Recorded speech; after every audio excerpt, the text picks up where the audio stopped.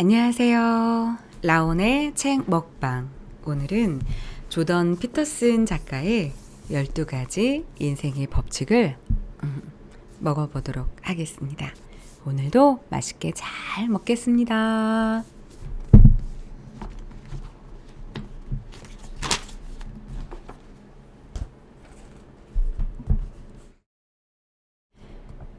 우리는 어떤 행동을 할 때마다 늘 좋고 나쁨에 대한 판단이 들어간다.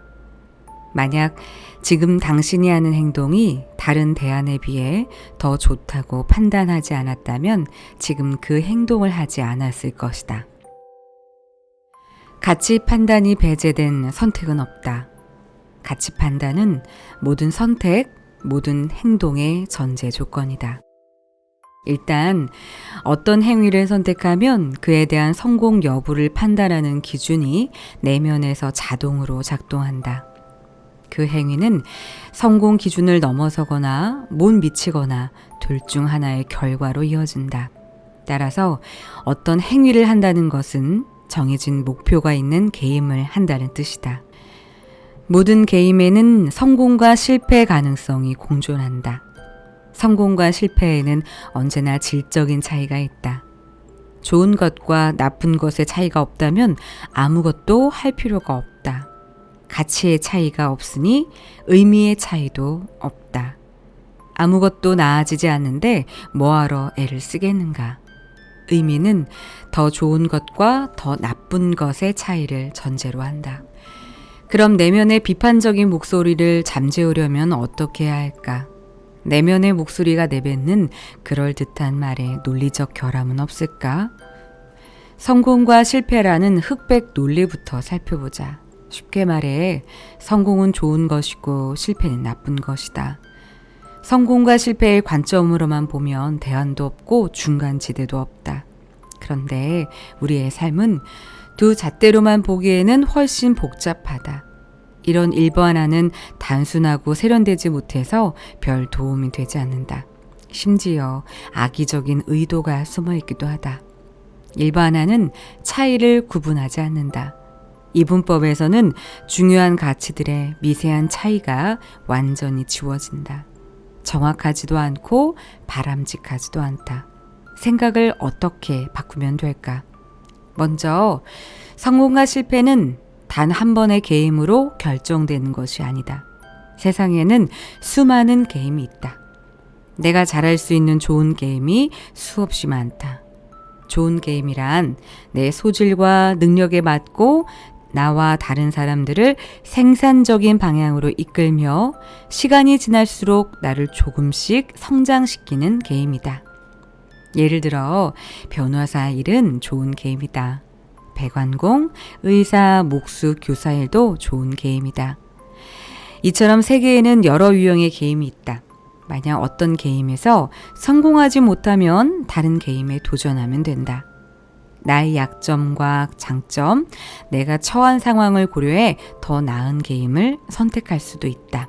게임을 바꿔도 효과가 없으면 아예 새로운 게임을 만들면 된다.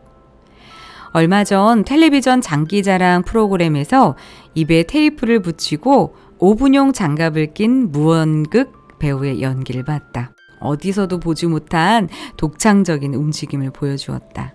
그는 그만의 게임을 만들어내는데 성공한 것처럼 보였다. 이미 당신은 하나 이상의 게임을 하고 있을 것이다.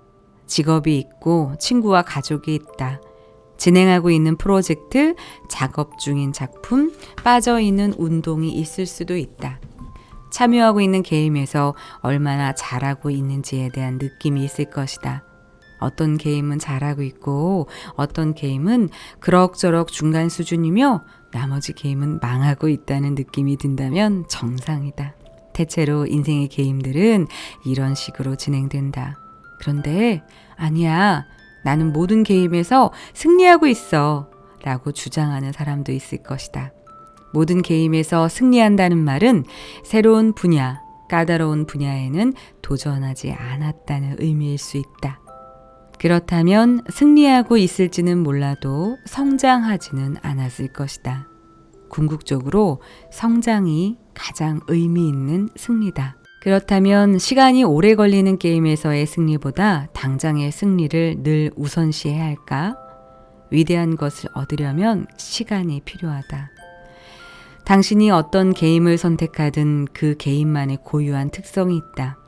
인생의 게임들은 사람마다 달라서 다른 사람과의 비교는 무의미하다. 혹시 나에게 없는 것은 유독 크게 보이고 내가 가진 것은 한없이 초라해 보이는가? 피해 의식과 시기, 질투의 늪에서 당신을 구해줄 생각 실험이 있다. 당신보다 훨씬 뛰어난 동료가 있다고 해보자. 일도 잘하고 유머 감각도 있으며 외모도 훌륭한 친구다. 그런데 배우자가 바람을 피운다. 반면에 당신은 다른 건 몰라도 결혼 생활만큼은 안정되고 행복하다. 누구의 인생이 더 나을까? 아니면 당신이 존경하는 유명인이 알고 보니 음주운전을 밥 먹듯이 하고 주변 사람에게 막말을 일삼는 사람이라고 해보자. 그의 삶이 진정으로 당신의 삶보다 나을까? 얻는 게 있으면 반드시 잃는 게 있기 때문에 모든 면에서 완벽한 인생을 사는 사람은 없다. 그런데도 여전히 내면의 비평가들과 남들과의 비교를 시도하며 당신을 깎아내리려 한다면 비평 과정이 어떻게 진행되는지를 살펴보는 것도 도움이 될 것이다. 내면의 비평가는 먼저 특정한 비교 영역을 임의로 선택한다. 예를 들어 권력이나 명성이라는 영역을 선택한다고 해보자. 다음 단계에서는 그 영역이 마치 중요한 것처럼 의미를 부풀린다. 그리고 마지막 단계에서 당신이 아는 그 영역 최고들의 스타들과 당신을 비교한다. 거의 모든 세상 사람들에게 불리한 비교이니 당연히 당신에게도 불리할 수밖에 없다. 최종 단계로 더 나아가면 당신과 비교 대상 간의 격차가 불공평한 삶의 증거로 활용된다.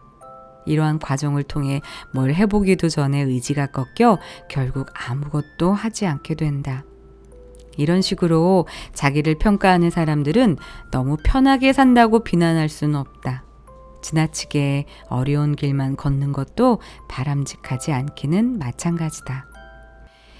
어린 나이에는 경험도 없고 개성이 뚜렷하지도 않다. 자신만의 가치관을 갖추기에는 지혜와 지식도 부족하다. 그래도 판단 기준은 필요하다. 기준이 없으면 갈 곳도 없고 할 일도 없으니까. 그래서 남들과의 비교를 통해서 기준을 정한다. 나이가 들고 성숙해지면서 고유한 개성이 생긴다. 삶의 조건이 점점 개인화되고 다른 사람과의 비교는 점점 무의미해진다. 때가 되면 아버지가 지배하는 집을 떠나 오롯이 내면의 혼돈과 맞서야 한다.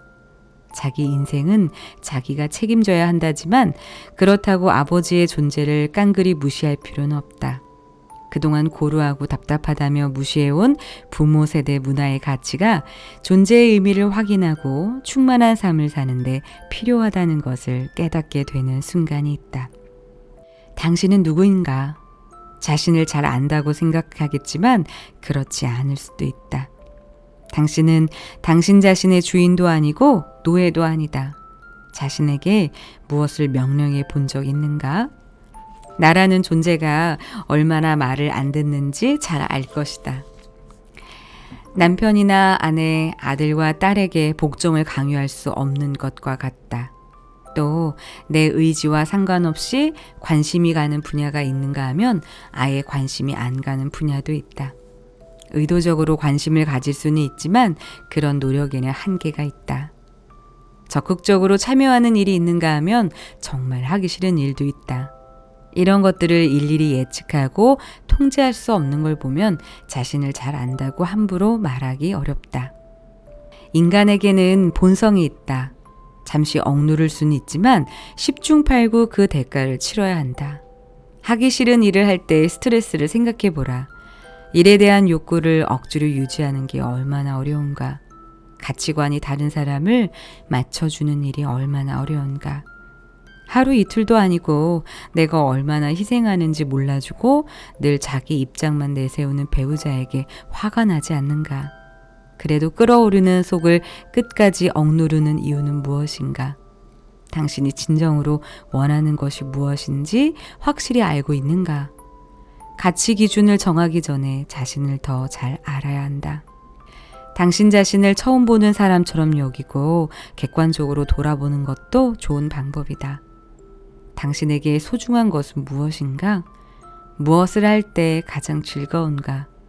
고된 일상 속에서도 지쳐 쓰러지지 않으려면 어떤 보상, 어느 정도의 여가가 필요한가? 하던 일을 다 때려치우고 인생을 놔버리지 않으려면 무엇을 조심해야 할까? 매일 반복되는 일과를 마치고 집에 돌아가서 엉뚱한 대상에게 화풀이하는 사람도 있을 것이다. 혹은 소중한 시간이 하염없이 흘러가는 걸 무심하게 바라만 보는 사람도 있을 것이다. 아니면 가치 있고 생산적인 일을 하며 조금씩 성장하는데 보람을 느끼는 사람도 있을 것이다. 진정으로 원하는 게 무엇인지 자신에게 물어본 적이 있는가? 당신 자신과 정직하게 협상해 본 적이 있는가? 혹시 자기를 노예 대하듯 하는 건 아닌가? 부모나 배우자 혹은 자식이 미워질 때가 언제인가? 그 이유는 무엇인가? 그 상황을 풀려면 어떻게 해야 하는지 고민해 봤는가? 친구나 직장 동료에게 바라는 것은 무엇인가? 그들에게 바라는 점을 생각해 보라는 말이 아니다. 다른 사람들이 당신에게 무엇을 바라는지, 그들에 대한 당신의 의무가 무엇인지에 대해 말하는 것이 아니다.